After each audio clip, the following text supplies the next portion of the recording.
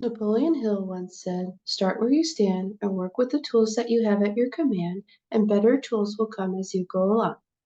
I'd like to share with you today some of the axes on display at the Metropolitan Museum of Art in New York City. It's a very interesting gem because you can see the evolution of these tools as well as the thought processes that went on behind the scenes of these tools. This is one of my favorite areas of history, and so I've done a lot of research. Let's start by showing you which ones we will cover. There's a biface axe from Paleolithic age, there's a piercing axe from Bronze Age, and there's also a Langian axe from medieval times in Scandinavia. We'll start our journey with the first axe, the stone biface axe. It's more commonly known as the hand axe. This one in particular was found in the Libyan desert and dates back to around 90,000 BC, donated in a group by Charles T. Curley in 1906, who was on the excavation. This biface, which means that it is napped on both sides, front and back, which means like into this almond shape that it is.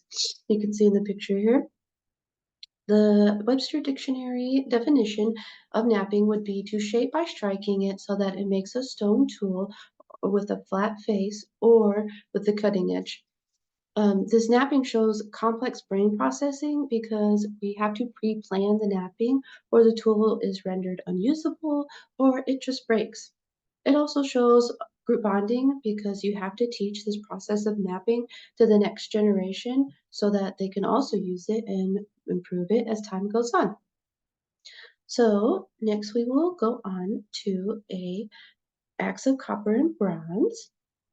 This one's a piercing axe from Bronze Age Egypt, which is around 1500 BC to 1200 BC. This one in particular is on display at the Met.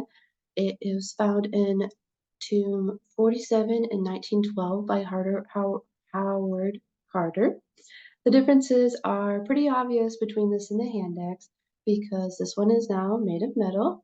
The axe head is smaller, and it's also wrapped onto a wooden stick now, which keeps you out of harm's reach.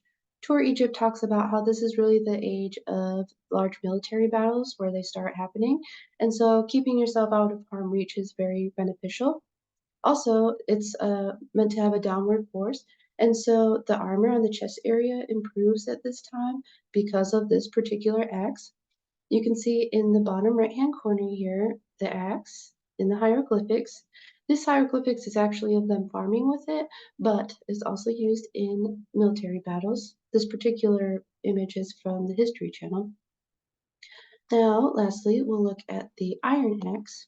It's a Langian iron axe from medieval Scandinavia around 11th and 12th centuries. It's made of an iron and steel mix kind of alloy with the silver inlay that you can see from that white scrolling on the inside of the axe there. The differences are a little bit harder to tell with this. It's much stronger metal now, which means it's much sharper and much more durable. The head of the axe is now placed on top of the wood.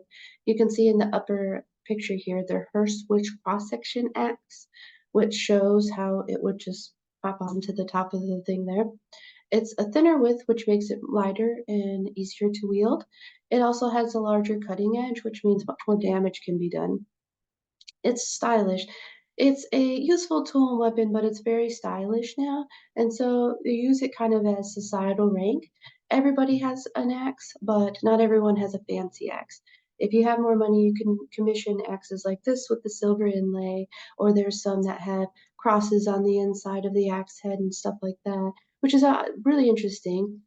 So not only is the axe a useful tool and weapon, it is fancy and stylish now. And so we covered the biface axe, which is made of stone, almond shaped. Then we went to the Egyptian piercing axe, which is made out of copper and bronze, which was now put on the metal stick. And then we also have the Scandinavian Langian axe, which is made of an iron steel alloy and placed onto the wooden handle that's used as societal rank. I hope you really enjoyed seeing all these axes on display at the Met.